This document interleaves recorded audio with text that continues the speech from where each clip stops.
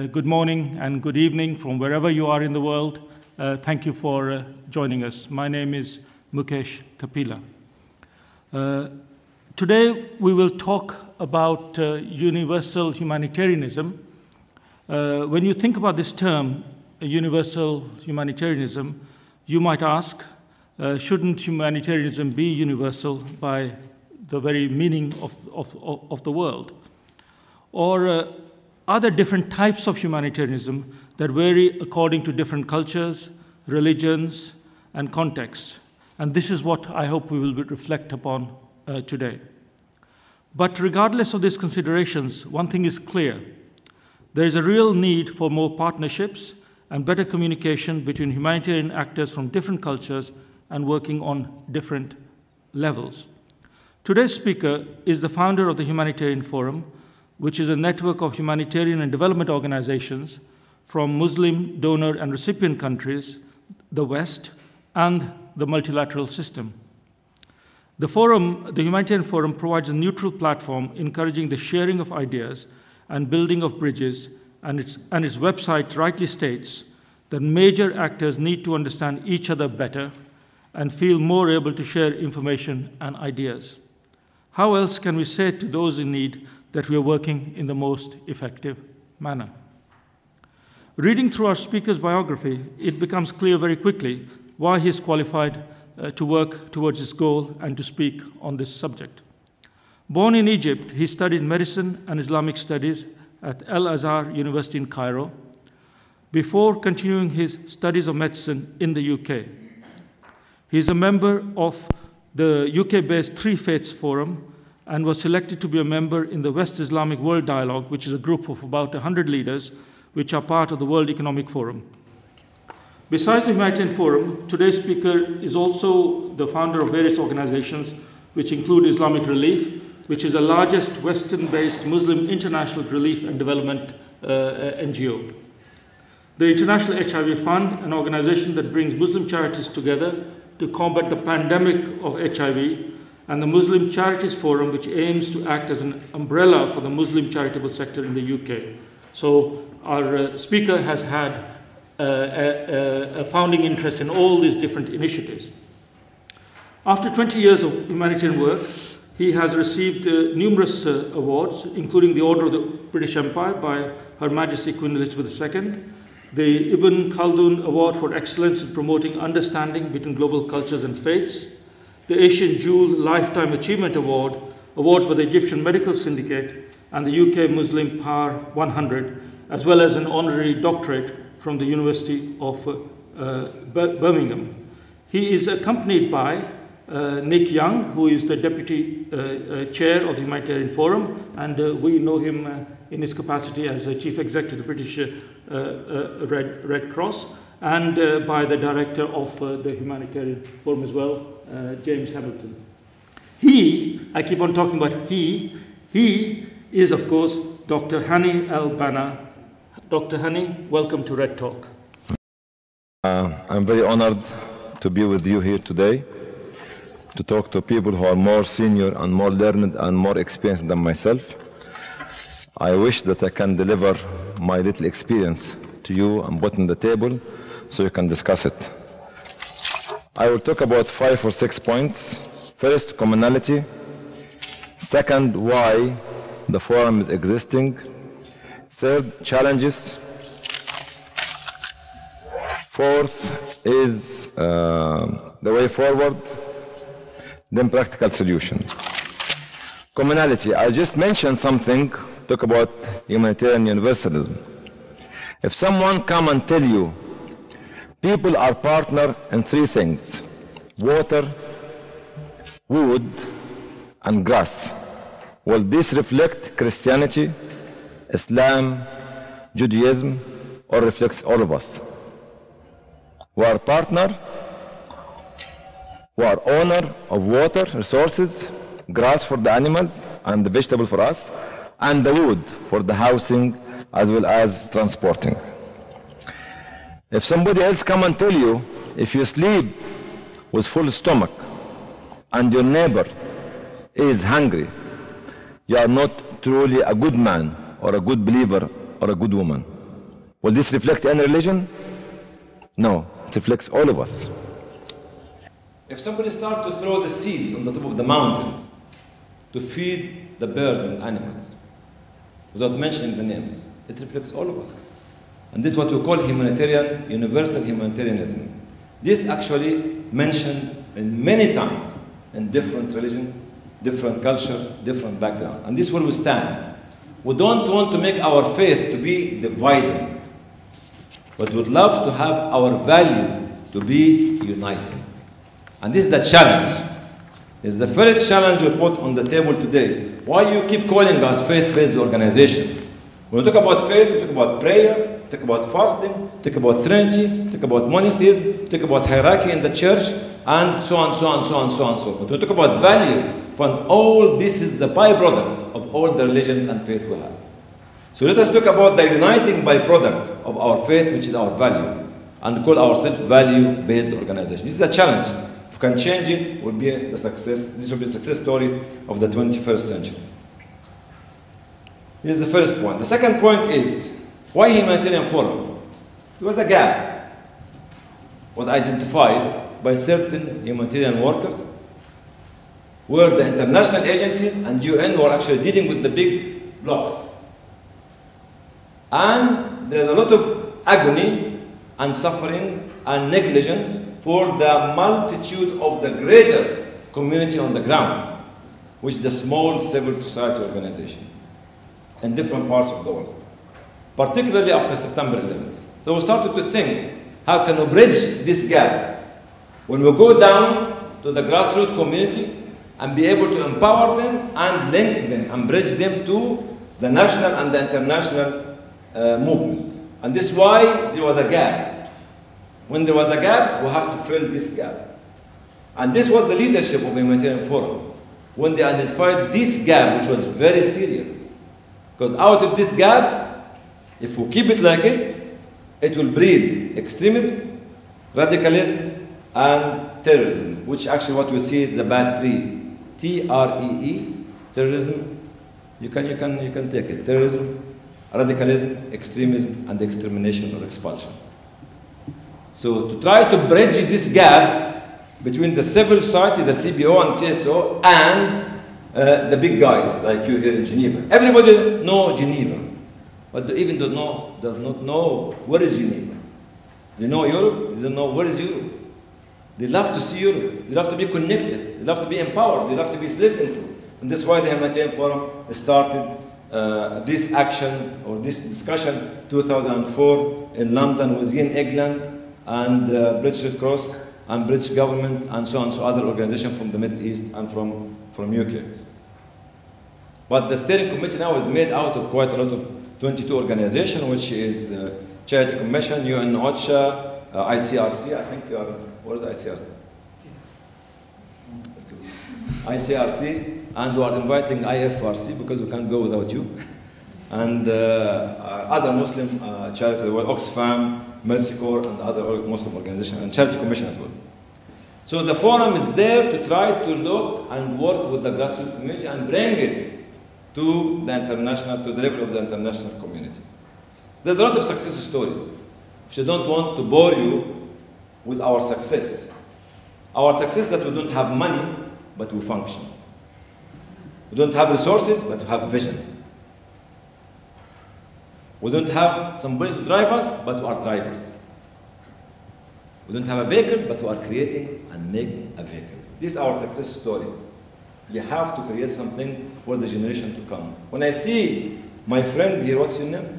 Matthias. No, the one I'm going to. Yeah, he's the important one. You. Yeah. Me? Yeah. My name is Shane. From which school? Or which school? university? I'm from Ireland originally. I studied in the Netherlands. Very good. So when I feed the youngsters, that means our story is successful. Because the generation to come is a generation to raise the flag. Okay, and build the ship and have the flagship project for all of us to be saved through their work.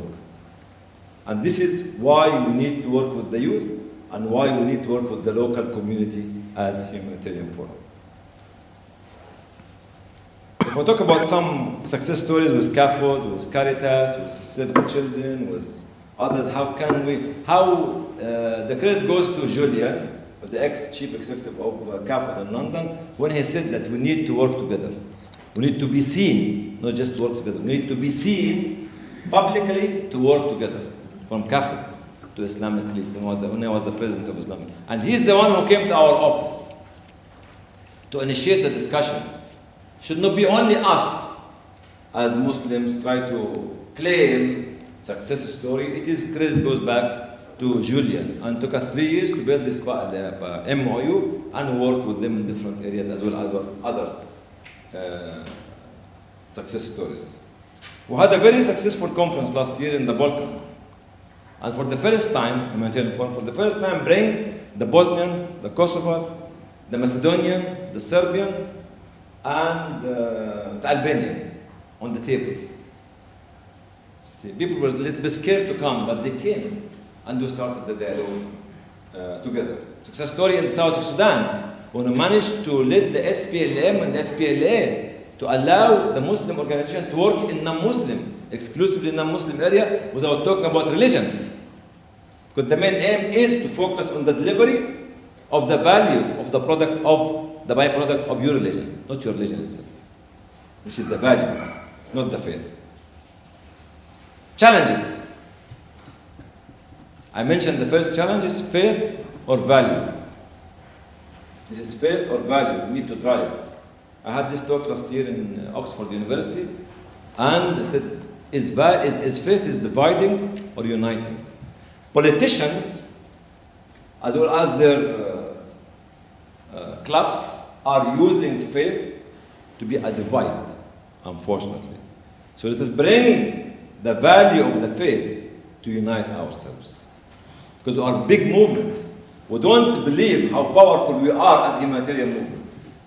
Number of human resources, material resources, and intellectual resources as well. We are very powerful, but we need to actually collectively understand our power when we address the humanitarian need, because we are not working as businesses or as politicians for vested interest. First challenge is faith or value. Second is perception. Why should I work with Muslim? Oh, look at him, he's terrorist. Look at my face. With the beard and the topi, I become Bin Laden. Somebody saw my face when I was in Balochistan 10 years ago. I said, oh my God, you look like somebody. I said, okay, fine, no problem. Perception of color, perception of the beard. Look at the value of the delivery of the organization, not the name of the organization. Okay, perception is very important. Club culture, we get used to certain people. It's a comfort zone.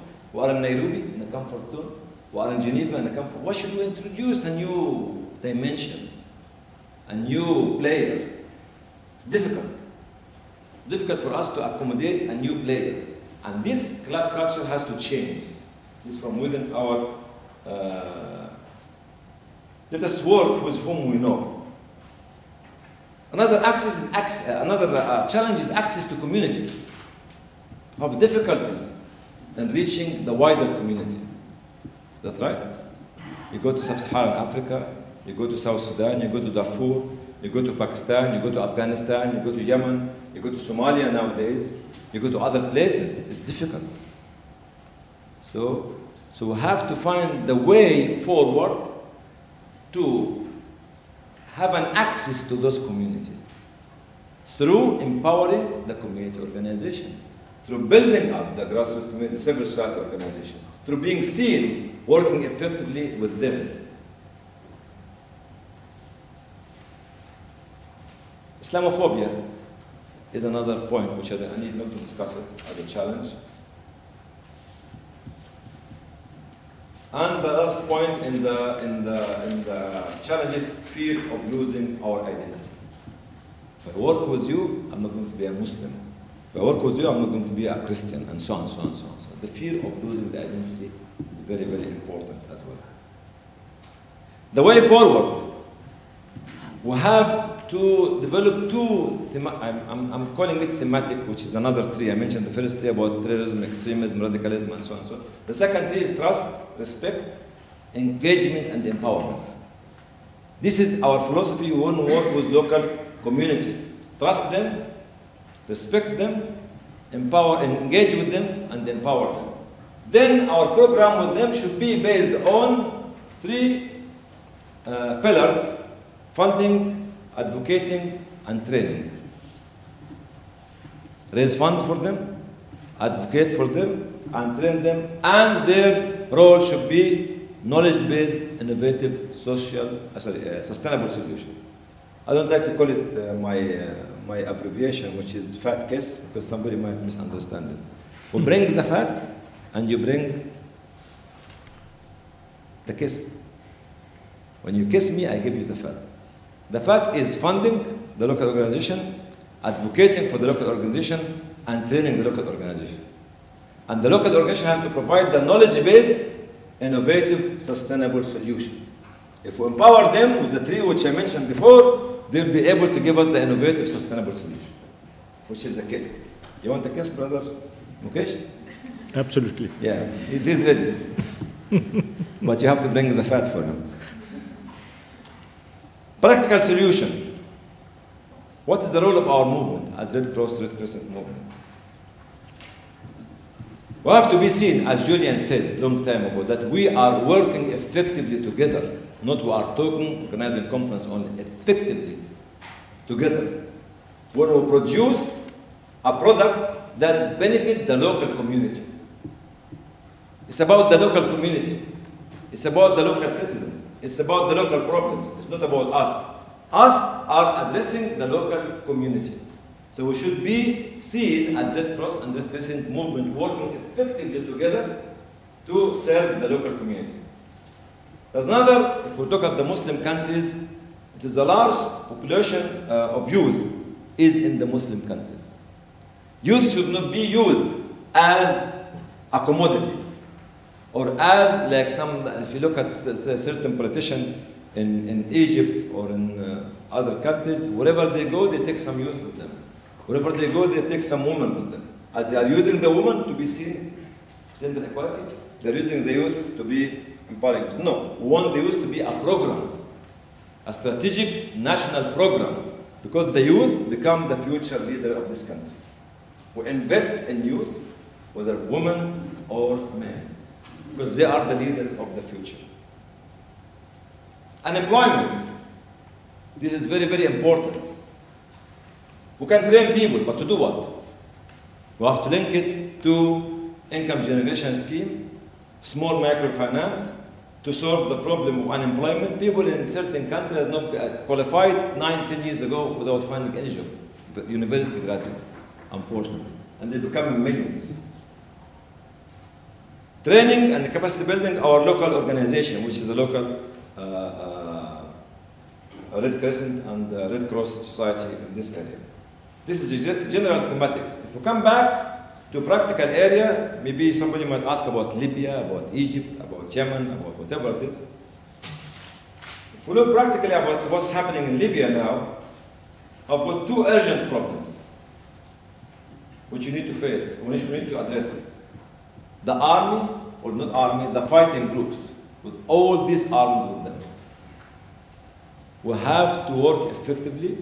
I don't know if the Red Cross, Red Crescent will be able to do that, to rehabilitate those people. Otherwise, many guns in the hands of youngsters mean local riots and local fights.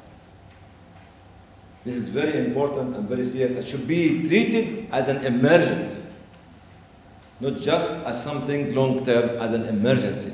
Because if the war is ending in a week or two, you find maybe a few thousand people, more than that, having guns and become like heroes and others, and they might use the gun badly.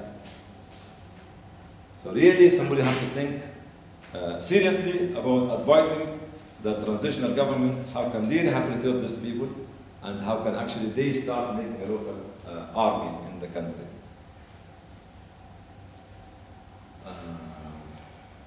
I come back to a country like Libya, Libya like a black box for the 40 years. Nobody was opening this black box. We need to open it, and the most important thing is actually to build civil society organizations in the country. Humanitarian Forum visited Libya 5 times within the 5 months. February, March, April, May, June, and July. And we organized many workshops to train about more than 750 people from different organizations. We found that they are actually very enthusiastic, they want to learn, and they want to build their own country. Because there was no infrastructure for the social services in the country from actually the point of view of civil society organization. This is very important because you need to look at a country, when you start to build it, you need to have the third sector with them in the country, which is civil society sector. If we talk about Egypt, talk about civil society organization, youth again, job creation, and social benefiting program, because a lot of people in Egypt needs a lot of help, especially in the countryside, whether you go in the South Egypt or even in Cairo. There's a lot of facilities need to be delivered to the people there. So if you want to become practical, first of all, we have to be seen that we are working effectively together for the people. So the objective is the people, but you have to see that you are full with the other society. I'm talking the Red Crescent Society or Red Cross Society in the country. The same in Yemen, but to add to this, another problem, which is the problem of qat. See, qat is a killing. Are you from Yemen? No. Are you married to Yemeni? Are you married to Yemeni? Not yet, but I know No. You chew it? I tasted it. Yeah. How did you feel after that? Well, I just tasted it. You just become super, huh? I don't know, but I saw people who... Yeah, okay.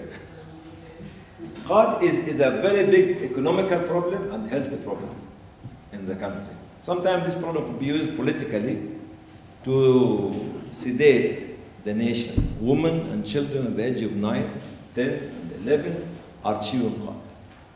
You can imagine. Even I was having some lunch last year when I can't remember which one, in Taiz. And I found the father with 2 children at the age of 5 or 6 and 8, something like this. And he's giving them the qat to chew. And we were so shocked. One of the children came back to us very close and said, I'm not going to chew the qat. Thank you. But the other young boy, 6 years old, was chewing the qat like his father, which can lead to a lot of problems, one of which could be cancer in the mouth. So this is a problem which is special for the country, and the water problem as well. I don't want to talk too much because I've been told that to speak for up to 20 minutes, 25 minutes. 25, 30 is fine. So, if you want to pick my brain about which is the most important challenge we talked about is faith and value. Because I feel, when you call me, you are a faith-based organization, come this side. You are non-faith-based organization, go to this side. No, we need to sit down together. If we talk about universal humanitarianism, is it universal? So we are value-based organization. See, when I discussed with Angelo about the cross or the plus, the discussion was, you are not a cross, you are a plus. Is that right? He's a plus. Plus to humanity. It's Red Plus movement. You are an added plus, added value. You like it? You can give me a job, huh? And actually, let us bring our values on the table. And we need to find a commonly shared value between all of us, so we celebrate the byproducts of our faith collectively, without converting people, without pushing people. Because in my view, it's a crime against humanity when you force people, vulnerable people, to change the religion, especially if they are vulnerable. See, people sometimes go to this extreme from different faith groups. So value is what we need to talk about, and value could be the future of our universal humanitarianism. Thank you very much. Dr. Hani, thank you very much indeed. And you've taken us from lofty ideals and to very practical issues. You talked about value and faith, value-based faith, faithful values, added values, and all of that. And I'm sure that discussion we want to take further in our debate. You also talked about the challenges and noted in particular what you said about the fear of losing one's identity, how often we see this everywhere. And you talked about trust and respect as an important part of our way forward. And you mentioned several times young people, and also you talked about sustainability. So you touched upon many things. And I must say, this idea of RED Plus is very interesting indeed, really. And then you talked about some practical situations, including Libya, Yemen, and CART. And I have to confess, I have chewed CART in Yemen, and for diplomatic reasons, I should hasten to add. It was a necessary part of the diplomatic dialogue we were having. And what happened to me is, I think, the subject of a private conversation. So here we are, friends from all over the world. We will give a preference to people online, wherever they are, whoever you are. The floor is open.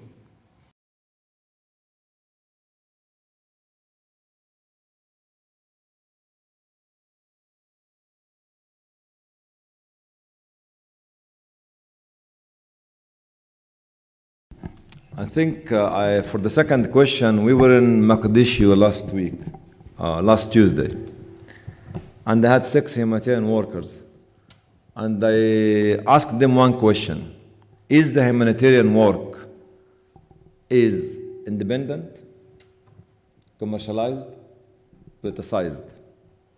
Are we saying the truth or not? If I want to change, I have to look seriously at these 5 or 6 points. Some of them did not want to answer it because they're trying to become defensive. But one of them said something which could be very difficult to swallow. And they said, no, some of us act like crooks because we are not saying the truth. And what we need, if I want to change something, is to bring the humanitarian standard of the International Committee of Red Cross and Red Crescent Society to action. Independence, humanity, transparency, and so on, so on, so on. So you have to be very honest, because quite often we don't say the truth for the purpose of actually serving our community and for the purpose of trying to please our donors, whether they're an institutional donor or corporate donors. Globalization has got the negative and the positive side of the coin. Okay? If we look at the positive side of the coin, it is increasing communication, increasing education, and so on and so on. But the negative side of the coin is it did not solve the problem of poverty. It did not achieve the 8 Millennium Development Goals, which you wanted to achieve by the end of 2015, isn't it? And this is what actually is frightening us from globalization. So, did we achieve what we said that we're going to achieve 15 years ago? More problems, more war, more poverty, more diseases is happening. And that's why people can see both sides of the coin of the globalization itself. Or we can see and enjoy its good side in Europe and America. Somebody in Africa and in Asia can see the other side, which is the negative side of it. So we need to marry both sides together because we have set 8 goals to achieve by 2015 and we did not achieve them yet. I don't know how far are we from them. My question is that we are talking now, we are advocating for universal humanitarianism. And I think this is a very good concept, which I totally agree with. But I think before we arrive to this concept, we need to understand how Islam or Islamic values can contribute to achieving such a big concept. In terms of understanding the history of, for example, Islamic Relief Organization or Islamic Relief work, and how it's standing now, and what's the future for it. Just to be specific, Islamic Relief has been accused of being delivered in improper way in in different, there are so many examples for that. And I just want, I would really appreciate if you can give us some insights about that. How do you see the reform for Islamic reliefs can happen, especially that now we know that there are so many Muslim countries are donating and contributing. Related to this, if we are talking about universalism, you give us only examples from Muslim countries, or maybe this is because of, as we call Rabi al-Arabi, the Arab Spring, maybe because you're giving us these examples. But as you give us this example from South Sudan, I would also like to learn more about your intervention in non-Muslim settings. Thank you. Dr. Happy. Sorry, hi. It's the meaning of my name, by the way. I told you over lunch that many people would love to call you Honey.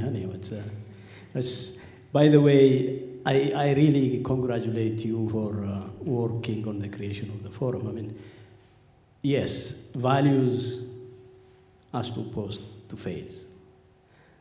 Now, there are so many organizations that are working on values, including Red Cross, Red Crescent. We have 7 principles, and some of them are really fundamental human values. Now, we work on the values of humanity. Now, I really admire that you have started to pool all these organizations that are working on value together, because they have not really been doing well to pull together, to contribute very positively to making a difference in the world. I like your 2 abbreviations, TREP, I think. Yes. These are interesting. I would like to add APE. I mean, I coined it just now. Okay. Now, essentially, working on these values to get rid of the threat and to promote the threat is fantastic. But what is equally difficult to get rid of is the APE. The A is assertion of one's position, if you like. The P is protection. And the E is expansion. So if you take the 2 religions, for example, let's say Muslim, Islam and Christianity, what is happening is Christian sects are expanding everywhere. The Muslim sects are also expanding. Okay. Now, they are both asserting themselves. They are both trying to protect their areas. So, what you say and what the reality is, what is taking us to various difficulties, are going to be very, very difficult to reconcile. If we can manage to do them, it's excellent. I don't know how we would be able to do so in a relatively short time. It could take us forever, or we may not at all be successful. Amira's point and Secretary General's point is very valid and important. We are not going to give up. This is the answer. I remember Adam Leach is another trustee of Humanitarian Forum. We were talking about the money transfer and the new regulation for people to transfer money from A to Z. And they said that the discussion was they are so stubborn. I said, we are also so stubborn. They don't give in to change. We're not giving in to sit down. And for the value discussion, it is the name of the reality of the 21st century. We had enough people misusing and abusing religion, whether it's Islam or other religions. I'm talking on my behalf because I'm Muslim. I don't know where I come from. I'm not qualified to talk about Christianity or Judaism or other ones. But I believe strongly, being knowing some little knowledge from Islam. My father was a professor of Islamic law. I've been brought up in this house. I studied I had a diploma in Islamic study, but I'm not qualified as an Islamic thinker or theologian, whatever it is. But I believe strongly that Islam and religion has been misinterpreted badly according to the understanding of the individual. not to the needs of the community. That's why actually if we go away from the faith, which is very private, to the value, and to fight for the value, will bring the best of every byproduct of any religion and any reform movement, because we don't want to exclude reformers as well. They have a great ideology, and we need to marry this ideology to our religious values.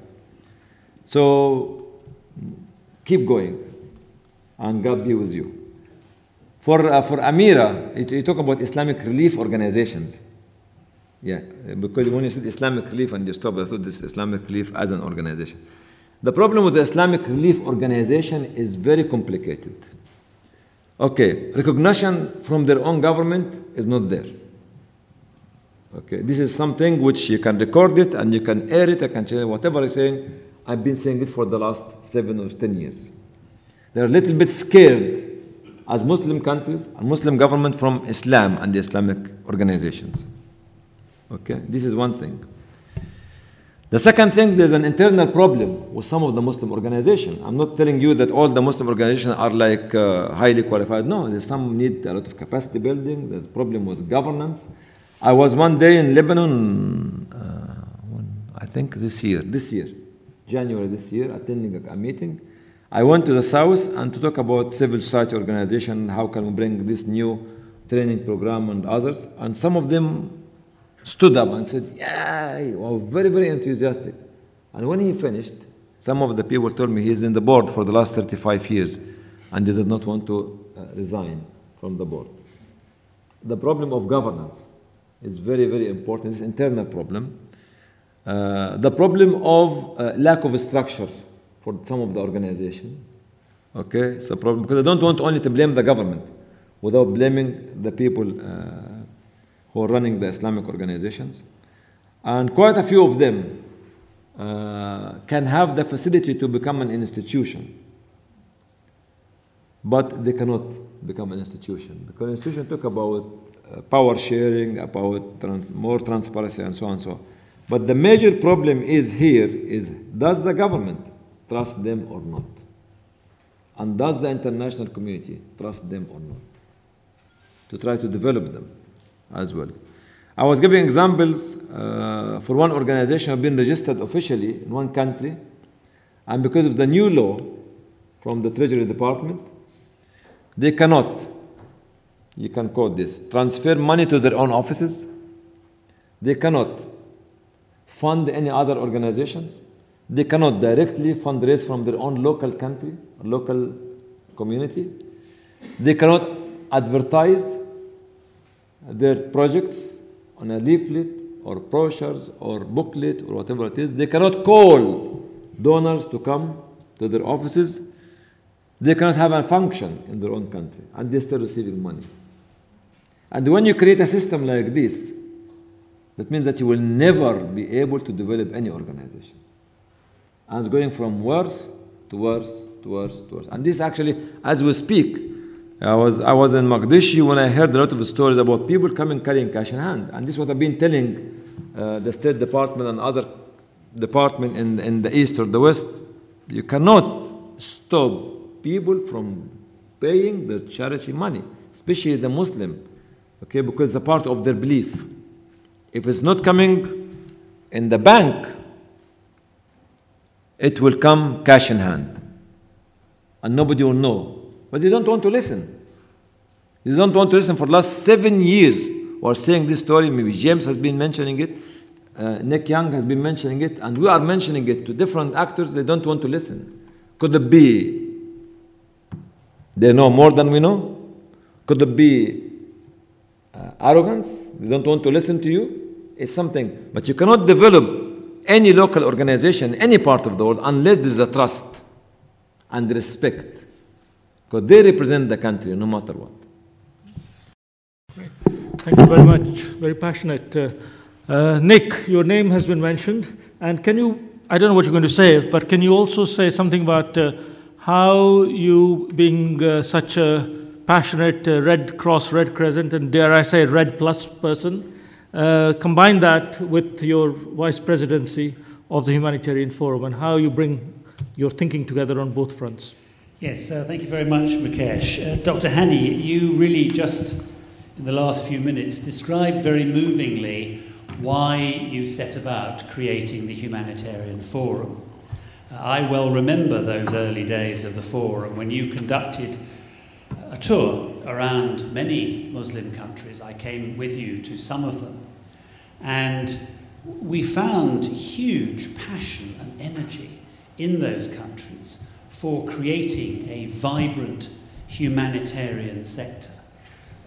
400 organizations, tiny organizations in the room, desperate to be allowed to carry on their humanitarian work in their own country, within a legal framework that they could safely operate within, and indeed passionate about carrying their humanitarian care overseas and to be allowed to transfer funds and to operate in the same way that the Red Cross can and Oxfam and Save the Children and all the others. But we found huge frustration that they were prevented from doing this by legal framework or lack of legal framework in their own country and lack of freedom to move funds around, restrictions imposed by the Americans and indeed the British and other governments, but also a lack of respect, a lack of understanding from people like us about the value of what they were trying to do, about their capacity to do it. And that's why you set up the forum, to try and help in those countries with the growth and development of a vibrant humanitarian sector, such as we see in Britain and in France and in so many other countries, to try and persuade the governments to understand what it is that these organisations are trying to do, that these organisations are not trying to overthrow their government, they're simply trying to help people in their community in a human and humanitarian way. So trying to work with the organisations, trying to work with the governments, trying to create a better soil in which those humanitarian organisations could flourish. And that's why, Mukesh, to answer your question, why I felt as Chief Executive of the British Red Cross that it was so important for us in the Red Cross, Red Crescent movement to be involved with that. We have a special position. Our organisations do have special positions, even in countries like Tunisia, in Libya. I think we have all been hugely impressed with what the Red Crescents in those countries have been able to do, operating at a very local level, providing very basic care for ordinary people. And I think it's fantastic, that achievement. But we can do more. We in the Red Cross, Red Crescent movement, if we cannot reach out the hand of friendship and help build strong civil society communities in some of those countries, then actually nobody can. It will take much more, even, Dr. Hani, than your passion. That was why I felt it was important that the British Red Cross should play our part in trying to help recognise that there are organisations in so many countries in the world absolutely frustrated because there is no legal framework within which they can operate. They have no way of raising money. It's very difficult for them to recruit volunteers. It's very difficult for them to advocate on behalf of vulnerable people. And I think we have a duty to do something about that. The question that interests me, of course, is just currently the so-called Arab Spring. Is there a tipping point here? Is this a moment in time for us to seize and for us to encourage civil society actors to grow and develop and be strong in those countries? Or is it still too difficult, too sensitive for us to play that part? I'm delighted that the Yemeni Red Crescent, for example, the Qataris, I hope we'll see this in Libya too. In other countries, we are seeing Red Crosses, Red Crescents just grow, just start to take those first steps. Dr. Hani, how optimistic do you feel about the Arab Spring allowing the growth of strong civil society actors in some of these countries? And what can we do in the Red Cross, Red Crescent movement to assist them? Yes, there are two more questions. One is from Mohammed from Pakistan. He says post 9/11 has shown a dip in levels of contributions to Islamic NGOs. Evidence shows tendencies of donors to give contributions anonymously. Consequently, many Islamic faith-based organizations lack the system of accountability that are used by non-faith-based organizations. How is this being addressed to tackle the increasing complex challenges of this decade? And I would like to ask another one, which is by Hannes from Austria. From where? From Austria. Austria, yeah. Austria. He says, while it's very easy to prove that humanitarian principle is a fundamental part of all religions, there's also evidence in most religions where the own group is defined as superior than the other. What would you say to a humanitarian worker who's making remarks on the superiority of his own religion, citing his or her own religious texts? The last, I wouldn't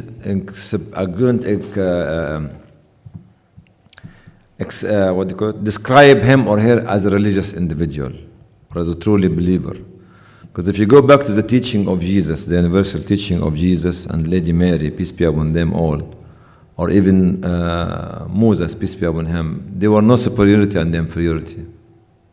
Nothing of this kind of bad understanding of the religion. That's why I'm saying that when we talk about faith-based, with somebody who have bad understanding of the religion, he will bring this superiority and inferiority complexity. The second question for the post-September 11th, yes, lack of transparency, yes, because the Muslim organization have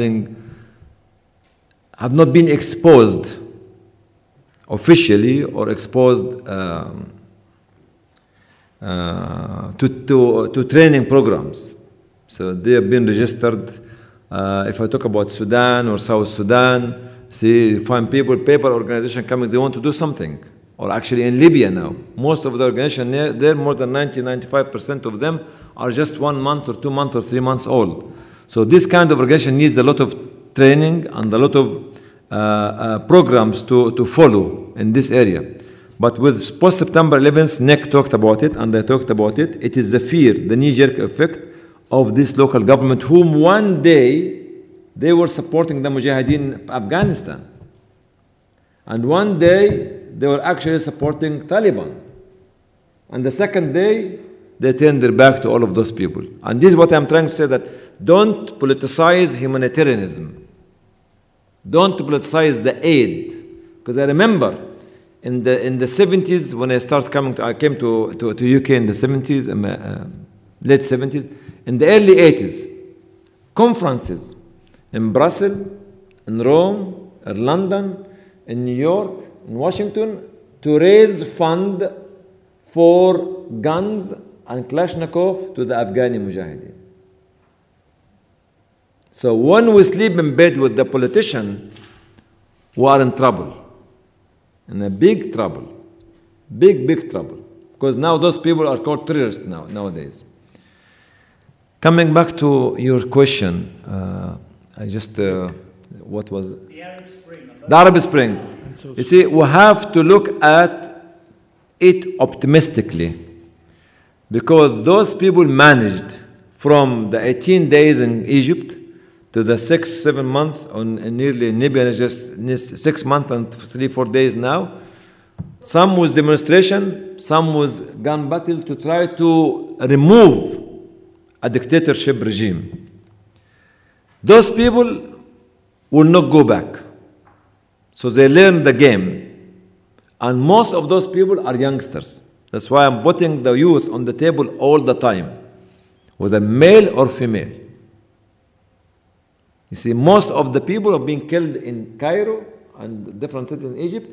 90% or 95% of them were actually youngsters from the age of 18 till the age about 25, 30. They came out. They were not poor. They were middle class. Okay, they were not coming out for poverty or from poverty, but they come out for freedom. And this is the first step. Now there's a turmoil in most of these countries, whether you call it Tunisia or Egypt or Libya, when it settled the dust maybe in a week or two time, to try to direct them to where to go. And the name of civil society organization coming very strongly on these three countries. At least I visited Libya, I visited Egypt, I visited Tunisia, and this sector has to be built effective because they realize they did not have it. That's why they had this kind of regimes which were on their back for between 40 to about 25, 30 years. So this is the first challenge for them to do. But one of the problem is that in some states are trying to what do you call it? To overfund certain activists or certain organization, which might spoil the spring. I've finished on it 1 minute. So I hope that those countries leave the people alone and try to talk through the official system to empower them, not actually to what do you call it? Headhunt the right people. But there's a lot of optimism in this area, and it shows that those people are paid a very heavy price to get their freedom. Once you are free, it's difficult to lose your freedom again. Dr. Hani, this is the holy month of Ramadan, and we really appreciate that you've taken the time and trouble while carrying out your observances to give us your time. And I think your compassion, your humanitarianism, your love for all of humanity obviously shines through, and could be no greater, I think, witness to this holy time of the year. So with that, we'd like to thank you very much indeed, but we are not quite finished yet, because the young man you picked on, Shane, has got something for you. As it. On behalf of the International Federation, our audience here today, and all our online viewers, thank you very much for your contribution. Don't be shaken. I think you're shaking, I'm not. Me? No, I'm not. So as a token of our gratitude, I'd like to present you with this print of the original home of the Red Cross. So thank you very much, sir.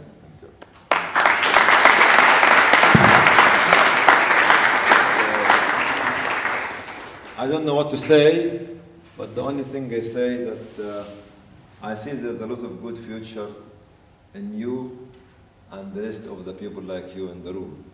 The people who are young like myself, and yourself, younger than me, isn't it? Actually have to pass the Yes, leadership to you. So you are the future.